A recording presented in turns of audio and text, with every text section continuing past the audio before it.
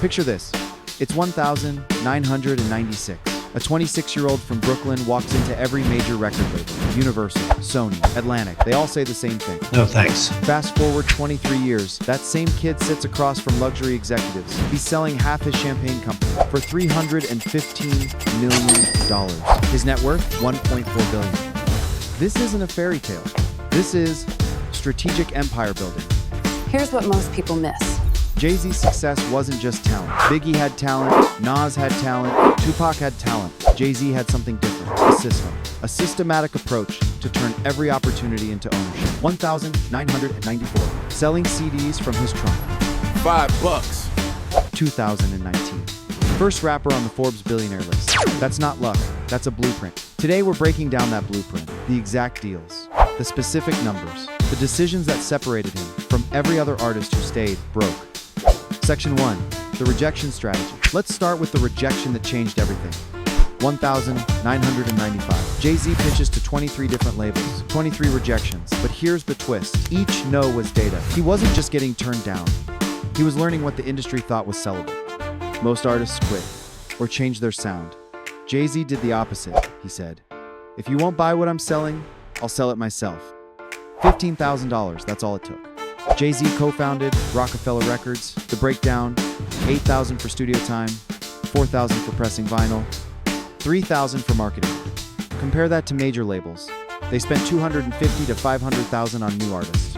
Jay-Z did it for $15,000. His background wasn't a liability, it was his competitive advantage. From his earlier life, he'd learned 3 critical business principles. Customer psychology, understanding what people actually want versus what they say they want.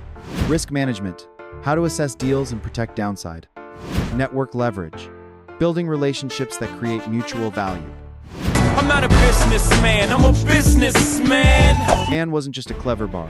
It was his actual business philosophy coded into a lyric. He saw himself as a portfolio of assets, not just a rap artist.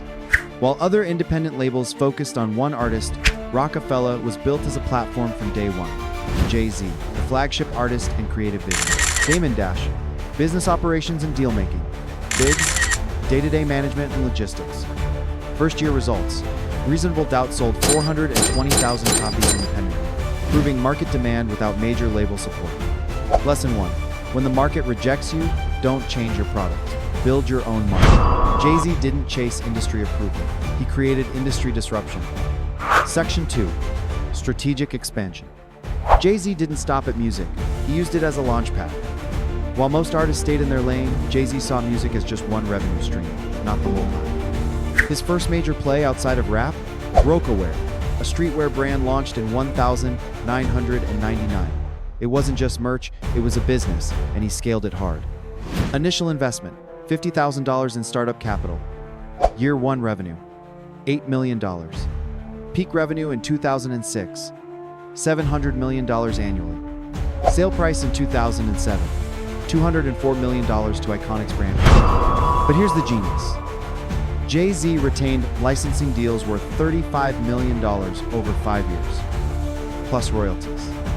He didn't just sell a company, he created passive income. Next came his time as president of Def Jam Records.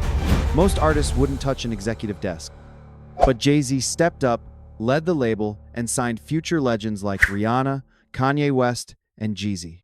Think about that. He wasn't just making music, he was shaping the industry's future. This wasn't about ego, it was about leverage. And he used that leverage to create Roc Nation, a one-stop empire for music, sports, management, and branding. The deal with Live Nation? $150 million over 10 years. $25 million up front, $25 million for each of his next 2 albums, $10 million per year for touring and merchandising, $20 million for acquisitions and expansion, plus equity stake in Live Nation. Roc Nation became more than a label. It became a lifestyle platform. It signed artists, represented athletes, and ran high-profile events like the Super Bowl halftime show. By 2020, Roc Nation Sports alone was representing over $1.9 billion in active player contracts. Jay-Z was thinking globally. He understood how to scale his influence across verticals. From talent to tequila, he knew how to stretch 1 win into 5 more. Lesson 2. Expand smart. Don't let your job title limit your future. Jay-Z refused to be boxed in as just a rapper. He kept asking, what's next? And he answered it with partnerships, acquisitions, and platforms designed to outlive his career. Section 3. The ownership philosophy. If there's one move that separates Jay-Z from 99% of celebrities, it's this. He doesn't rent success, he owns it. Jay-Z's path to billionaire status wasn't about income. It was about equity. He didn't just endorse brands. He built them, bought into them, and scaled them until they were worth millions. Take Armand de Brignac, also known as Ace of Spades. While other artists put their names on champagne, Jay-Z bought the whole company. He didn't just sell bottles and videos, he profited from every single bottle sold. 2021. He sells 50% to LVMH for $315 million. That's not a brand deal. That's generational wealth. Then there's Douce, his cognac brand with Bacardi. Jay-Z wasn't just the face. He owned major equity. 2023. He sells his majority stake for $750 million. Again, ownership, not participation.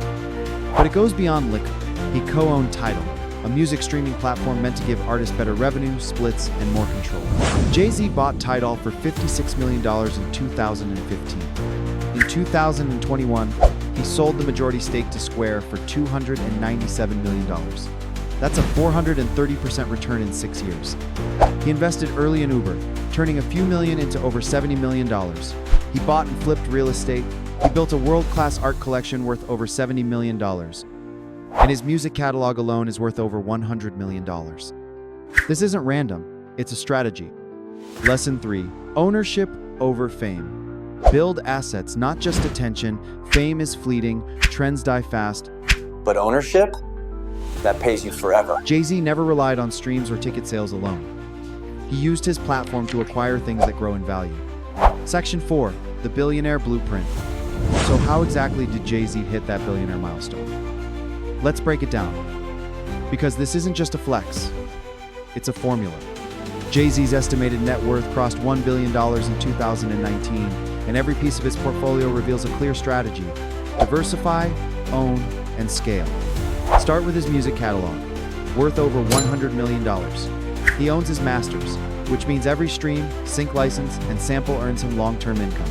Most artists never get that kind of deal, but Jay-Z fought for that ownership.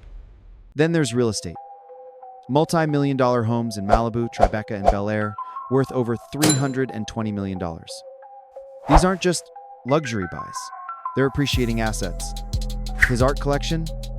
Estimated at $70 million, including works from Basquiat and Warhol. Again, not just decoration, but investments that gain value. His early Uber investment turned a few million into over $70 million after its IPO. That wasn't luck, it was access, and he made the most of it. He's also invested in companies like Ethos, Sweetgreen, and even blockchain startups. Ace of Spades Champagne, $315 million. Douce Cognac, $200 million. Tidal, $100 million at exit. Rock Nation, $140 million. Stock and investment portfolio, $220 million. Total net worth, $1.4 billion. But more important than the assets is the mentality behind them. Jay-Z didn't spend money to flex. He used money to position himself. Every big investment added power, ownership, or equity. And while others chased endorsements, Jay-Z built structures. Instead of being the talent, he became the boss. That's how you shift from being income-rich to wealth-rich. Lesson 4.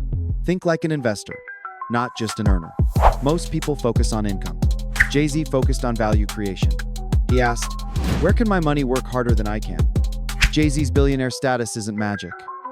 It's math, leverage, patience, ownership. That's the blueprint. Conclusion. Jay-Z's story isn't about getting lucky. It's about getting smart.